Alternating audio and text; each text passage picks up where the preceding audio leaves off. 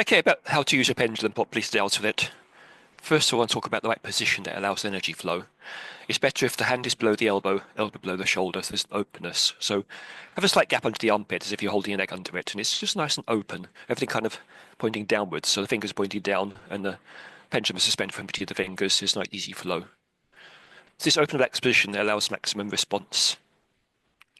Second point I want to remember is that it's all about the subconscious muscle reactions. So try and hold it still. Just allow them happens. So, if you suddenly find yourself body moving, it moves the pendulum, that's okay too. It'll happen whatever is right for you because it's actually simply amplifying a subconscious muscle reaction. Third point I want to make is not being biased in what you ask, because obviously an emotional bias will influence the response.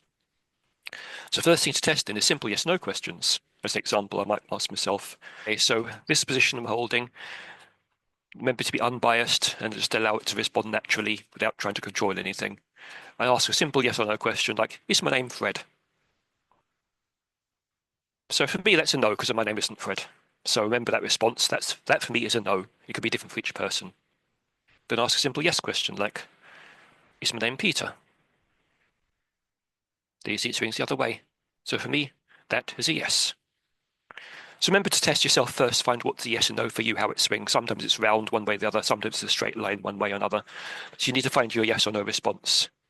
The main thing to remember is position, open and relaxed, not trying to control, not trying to be still or trying to affect the movement in any way, just letting it happen, even if it's your arm moving, whatever it is. And then unbiased questions. So example of finding things, because often people use dowsing to find hidden objects or underground water and various things like that. One thing you do is get people to hide objects around the house, under the carpet. One example I've used was a person hiding coins under the carpet, to actually douse see where they are. That's a simple way to actually test it out to see if it gives a yes or no swing, or even let it swing towards where the direction of where the object is. That's another way. Like for instance, if I'm thinking, I'll use something I know, for instance, like there's a bottle of water there. I go and say, actually, find that bottle of water. You start swinging that way, so know it's in that direction. So that's the example of how it works. So in first practicing, you should remember to ask questions that you don't have any emotional bias about. If you want it to be yes or no, you're going to influence it. It's things that don't really matter emotionally, like when I'm asking yes and no to my name or which direction the water is, they have no emotional bias. If I'm trying to ask things like, does this person love me or am I going to die? Obviously, you care about those, so you've got to influence them. So don't ask questions like that. Not for a long time until you can really learn to trust in your ability to dowse and can learn to function beyond emotional bias. So basically, with practice, you're testing things like this, names and direction of things. When you get good at that and you know it works, you get more and more trust in it. And you soon learn from your own experience that sometimes when you actually ask a biased question, you get it wrong. You get to a point where you're getting it right, and then it all comes from experience, really.